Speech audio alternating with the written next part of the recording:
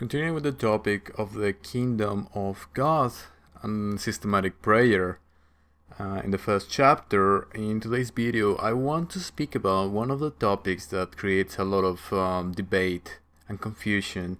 This is whether Jesus is human or is he a god. A lot of people debate whether Jesus was just some sort of a human with some sort of divine power or divine intellect or divine knowledge, or whether he always was some sort of a divinity, whether he was always some sort of a deity. You can also talk about Jesus being some sort of an ascetic man, just a very enlightened individual who knew quite a lot about the nature of the universe when we look into the actual sayings, not the things that the churches attributed to him. We have one group of people saying that Jesus was always a divine, Jesus was always a god. Even in his birth is known as some strange ritual where Mary was just pregnant out of nowhere, and he just was born and everybody knew about this and things like that, right? But actually, there's nowhere in the scriptures where it specifies that he was always a god or something like that. As I've said before in a video, it all happened very quickly. The events that precede his ministry weren't recorded anywhere, and everything happens just after he was quote-unquote baptized by John the Baptist. And after that, he had that experience, which in a video that I have in the third chapter, where I speak about the healings of Jesus, it seems that Jesus had some sort of an altered state of mind during that fasting in the desert.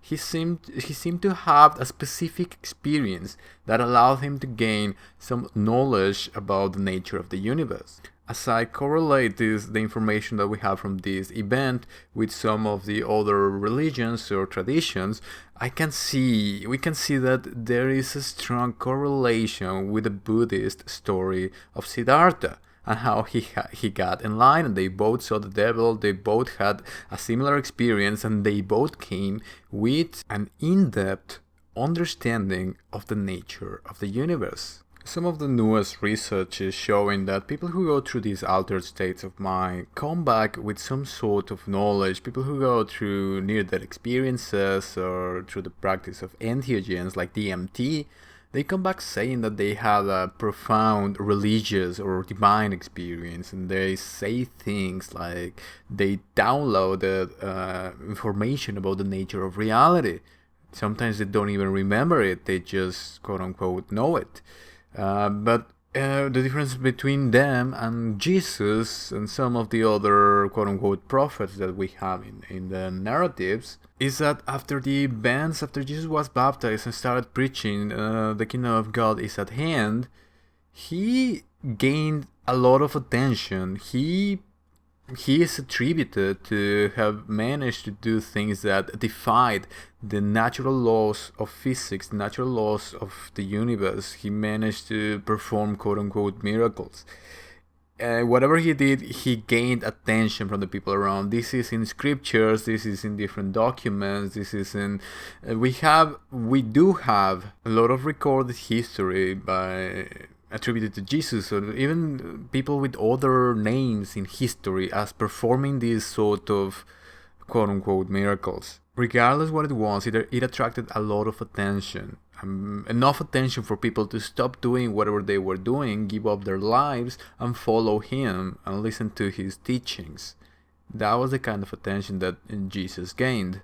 Well, there's a full chapter in this work about the specific miracles of Jesus and whether or not they would be possible, what would they take to actually do this, the whole nature about the miracles. I'm not going to speak about this in this chapter. This chapter is about the kingdom of God and this quote-unquote systematic prayer that he seems to have been speaking of. What we have to analyze here is what was his nature. Was he a god telling us how to pray, or was he a human telling us how to use the cognitive process and how to use what is known today as neuro-linguistical programming to achieve what we want to achieve. In order to tell whether he was a human or not, we have to look into some of the accounts. Was he behaving like a deity, or was he behaving like a human? Of course, Christians today think of him as a god. They say, Jesus, Lord, Master of the universe, save me. They say things like that, or Jesus will, or they say a lot of things about Jesus, and they don't even understand his nature. We have accounts in the scriptures like where he, quote unquote, borrowed a donkey. He actually told the disciples, go get that donkey, steal the donkey, and we will get it back, don't worry about it, but now I have to make my triumphal entrance into Jerusalem. That was another thing. He made a triumphal. When he was gaining all this attention from people, he wanted to make a triumphal entrance into Jerusalem. That we have this is in pictures and stories in movies where he goes into Jerusalem riding a donkey in a very humbly, but at the same time as some sort of a quote-unquote religious king, some sort of an important political figure. This tells us a lot about the humanity of Jesus. He certainly was not looking for the attention, but he did not mind it. He did not reject it. I would imagine that he kind of enjoyed it at some point. Going on with this, we have the story along the same times, the same events, where he, along the way, he cursed a fig tree. And this goes a little bit into the systematic prayer kind of thing. He cursed a fig tree. He basically told them, may no one ever eat fruit from you again. And the story goes that the fig tree actually withered. This event has no moral to it. He was just angry because the fig tree had no fruit for him, while the fig tree was off season. He just got angry, he cursed the fig tree, and the fig tree withered, according to the account. This tells us that perhaps if Jesus actually was able to perform quote-unquote miracles, he was working with a force that does not care about morality. He was working with a natural law. A lot of occultists call this magic. After this event, we have the story how he went into the temple and he saw people trying to sell things and so on. He got angry. He overturned the tables. He made a big scene. He whipped some people in some stories. He called it a den of robbers, quote unquote. He was angry about people trying to profit from his congregation, to put it in a way, from his following. Why do you profit about it? I'm here to teach people things. So he's showing a lot of human emotions. He's showing that he was a human. He was angry about the fig tree. He wanted to make a triumphal entrance.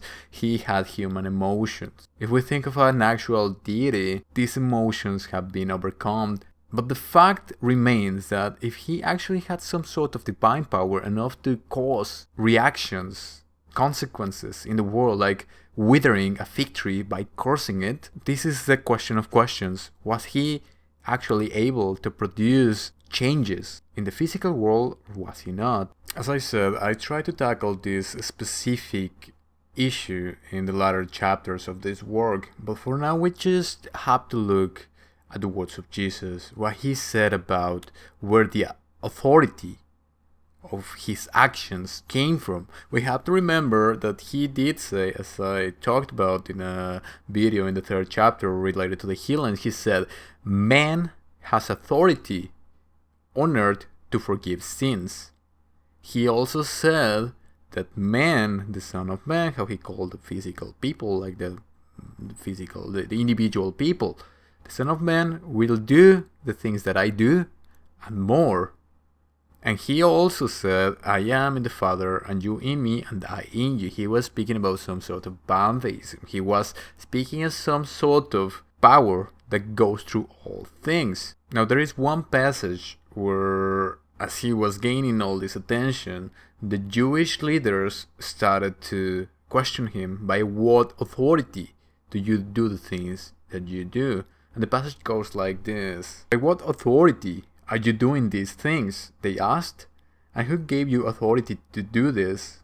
Jesus replied, I will ask you one question, answer me, and I will tell you by what authority I am doing these things. John's baptism, was it from heaven or of human origin? Tell me. They discussed it amongst themselves and said, if we say from heaven, he will ask, then why didn't you believe him? If we say of human origin? They feared the people, for everyone held that John was a prophet. So they answered Jesus, we don't know. Jesus said, neither will I tell you by what authority I am doing these things. Mark 11:28-33. This passage is key to understanding the nature of whether Jesus was a human or a god. He is relating all of what he's doing to the actions of John the Baptist. As we will see in some other works, John the Baptist was some sort of druid-like figure. There's suspicions about him meddling with entheogens. He was a person who went into the wilderness and started meditating or doing something, and everything, the whole Jesus story happened coming from him, as he was some sort of a mentor to Jesus. Now they had the same issue they had with Jesus, with him. Was John the Baptist, is he doing something divine or is he doing something of human origin? This is what Jesus is proposing. He is trying to ask them, where do you draw the line? Where do you draw the difference whether something is divine or of human origin? Perhaps, as he keeps repeating over his ministry, with the kingdom being within and all around, everything has some sort of divine nature. He was indeed the old archetype of man becoming God, of that unifying force between what man is and divinity is. And with this passage, he is erasing the boundaries between man and divinity. If you're on the path of finding the truth about reality and our purpose as humans on Earth, the information that I have to share concerns you. After a lifetime of research in philosophies ranging from Buddhism to the occult, I've encountered themes and patterns along some baffling information that is beginning to be seriously studied by science. A Rational Divine Outline, The Ghost of Jesus, is the first iteration of this project, where I analyze the message of Jesus without dogmatism, fanaticism, or religious bias. You can find my work available on Amazon on the link below. If you find this work valuable, consider subscribing, sharing, and following me on social media, as it will help others in the same path to find this information. Thank you for watching, and I'll see you next time.